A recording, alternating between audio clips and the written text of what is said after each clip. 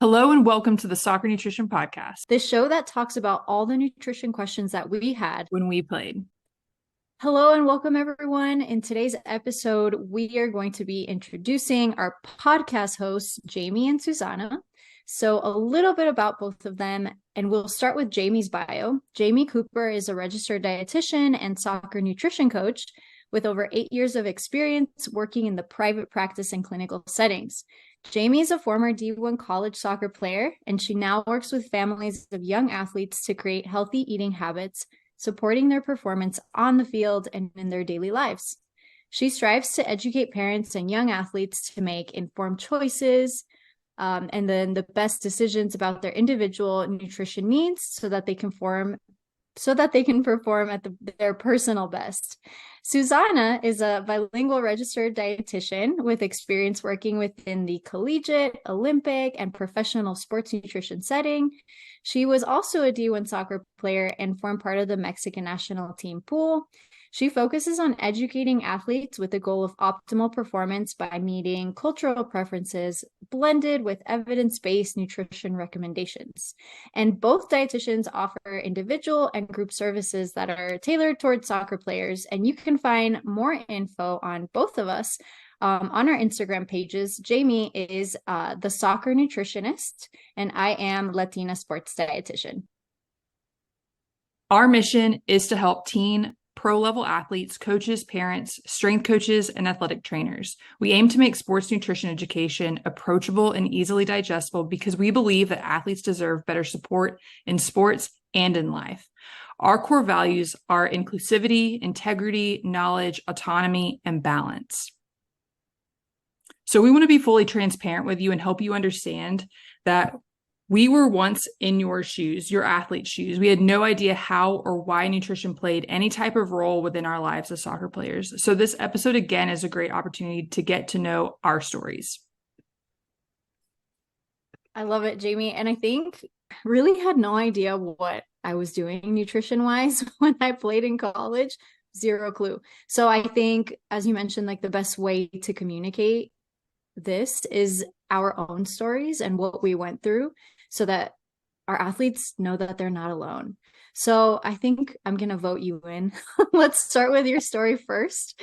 What led you to become a nutrition professional, a sports nutrition pro? Yeah, so I actually wasn't intending on becoming a dietitian. I was wanting to become a physical therapist, but that wasn't really that fun. I loved food so much. So I always knew that I wanted to work with athletes, but it was when I tore my ACL in college, my freshman year, that I had all the support with my athletic trainer. That person was great. I just had no one talking about food to me in a way that was like helpful.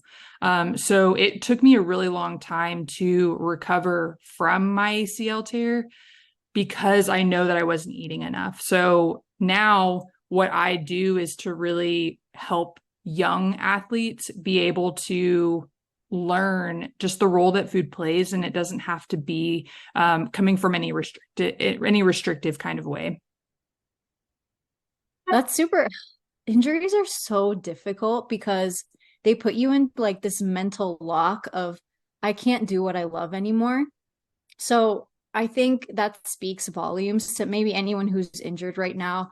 And it really captures our message, like anyone that's listening, that nutrition may not provide all of the answers, but it's like such a large component because essentially and I'm sure you felt this way, once you figured out nutrition was helpful, it's one of the only things you can do for yourself at the time of an injury because you essentially have lost all of your physical movement, maybe your outlets and things like that. How did anyone talk to you about nutrition at Oh, that point? no. Like no one did. And at that point, I wasn't on track or had even changed my major to nutrition. So I definitely had no one, even though I loved food, there was Mhm. no one there to even speak to me about, like, Jamie, are you eating breakfast? Are you eating, So rough. you know what you need to do? You just had major surgery, like nothing. Um, Oh, And so it wasn't, it's not until like years later where I look back and I'm like, wow, I really missed out on a lot of stuff. And just like the mental load that it took recovering from that injury. Oh, right. That's so rough. Do you work with I know you mentioned you work with youth, right? Um do you work have you been able to work with a lot of, youth that have experienced the same, issues like post-surge that has kind of been maybe a little more fulfilling that you've been able to help that? I have a few, but generally where I like to help families is just helping them to kind of mitigate, like coming in before things become too bad. So really more of like a prevention um, approach to all of this because they're doing more than I was doing in college at that time. Like the amount that these kids are working and training and expected to do is intense. And so there is just more injuries that are going to happen because these athletes are doing so much. Absolutely. Absolutely. Completely agree. Well, awesome. So enough about me. I want us to dig No more Jamie. I want to dig into your story because I know we bonded because we have both played Hmm. but I want to know and I think everyone wants to know like tell us your story. So I, same as you, I did not want to be a diet. Like I didn't know sports nutrition existed slash was an option, right? It just wasn't. It wasn't a thing. I thought I wanted to do something health. I actually did translation and interpretation first because I wanted to work for NATO. Anyway, somewhere down the line and during my soccer career, I was approached by my coach really like my freshman year, and I was very light for my position, and so he approached me and said, "Hey, Susanna, you have to gain weight like right now."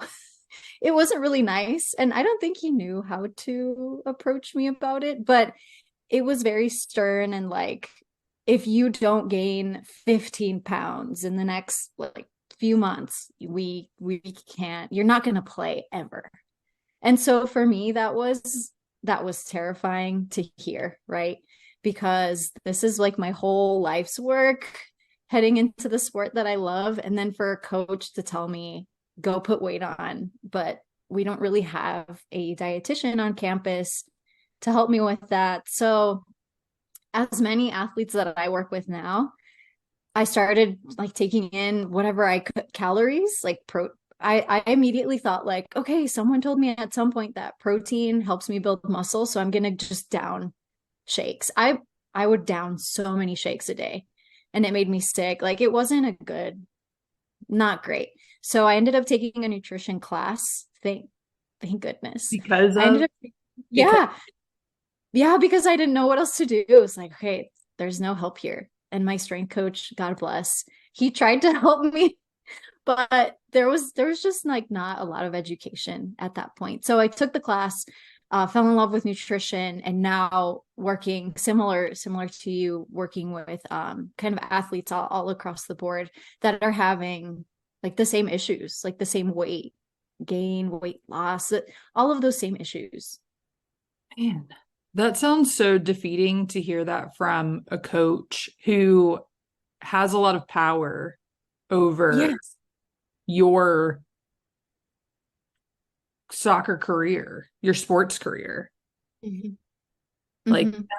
that is like I bet that there are so many athletes that are in college or younger who are hearing these very similar things from coaches. And I think that at least, in you sharing your story can be really helpful for them and hopefully getting them connected to people who are going to be better, um, maybe role models or be able to talk to them about nutrition. Right. Right. And it's so much more pronounced now with like social media. Yeah. So it's hard to know. if you go into any Google, social media, anywhere, and you Google like what supplements to take, how do I gain weight? How do I lose weight? Like there's so much information out there. Mhm. So hopefully with this we can help point people in the right direction. Totally. Yeah. I think the age of social media brings um, the ability to connect with people, but it also can be a really kind of an interesting and sometimes dangerous place to gather information when people don't, you don't know how to apply that to yourself. Oh, absolutely. Absolutely. I'm super excited to get this rolling Yeah. so we can. Well, tell us like who you work with, who you enjoy working with, and just the population that you help. So I mostly work with like teens, like maybe 13, 14 and older. I'm currently working in the pro baseball setting. But obviously, similar to yourself, my passion has always been like soccer, football, right? So, so I really love working with, yeah, I really love we'll go into like our favorite teams and World Cup story. Yeah, we've got all the time to dive into that. But I really enjoy working with teens, obviously with parents. I work with a lot of collegiate and pro athletes who have never received like the nutrition guidance, or there's some pro athletes who don't have a dietitian available. So I mean they also need help. Like we're all in the same boat where we just want better evidence-based information, I think. Mhm. And tell us a little bit more. Like, I know you are the Latina sports dietitian, so like, where can you tell everyone a little bit more about that? Yes. Okay. So that's like a sub passion of mine. So I really enjoy working with like Latino families. My parents were wonderful. They are Mexican. They really helped me and my brother transition into the US. Hopefully, like you can't tell by my English or Spanish accent, which is my first language, but I really enjoy working with like Latino families who have no idea what is going on, what what they're doing, where they're getting resources from. I really like diving into things like food insecurity and of course like supplement use, and I mean really just all of it. Anything, but specifically like the Latino population with like the food culture. And Jamie and I will get into that soon, I'm sure, the like the different cultures and how that impacts your soccer nutrition as you continue on in your career. Yes, I am so like I you were such like I wish there were more people like you when I was younger, and even like past clients I can look back and I'm like I wish that they had access to you and met them earlier in their life, because they, just hearing stories of people not being able, like feeling like they couldn't eat their cultural foods and they had to like eat foods that they didn't really like. It doesn't have Oh, to be that so way. sad. It's so sad. Like when people take away your cultural foods, like I'm Latina, so I can say this. But when I went to college, I mean, no one was offering me my beans and rice that I grew up on. And that completely changed the way that I fueled. And Yeah. so I felt really lost. Like no one talks about these Yeah. kinds of things. Loss of identity. Yes, definitely. I'm sure you see it in your clients too now, like in your youth clients, like parents kind of, do you see that often? Parents kind of trying to follow this like black and white. Oh yeah. Yeah. I think that it can be really challenging, because I think that there's a so-called like a soccer diet. Um Oh, and then there's also like then it's very just westernized. And I think mm-hmm, that kind of strips away what how footballers are fueling in other countries, where they're eating the foods that are, you know what they are receiving within their own country. mm-hmm, I think that shows itself with youth athletes and their families, especially if they are not from, not all white. Right. Exactly. Yeah. I'm super excited to dive in. Same. Oh Well, man. awesome. Well, we're excited to bring you a lot of soccer nutrition information and a variety of guests in the coming podcast that could really help you elevate your game. Absolutely. I can't wait. There's going to be some really impactful stories coming up. They're going to be so like strength coaches, scouts. We'll have athletic trainers that work with pro soccer players. We're going to sneak in some pro soccer dietitians that are working so they can give us a glimpse of what maybe that pregame meal looks like for them. Oh yeah, we're gonna have so many great things.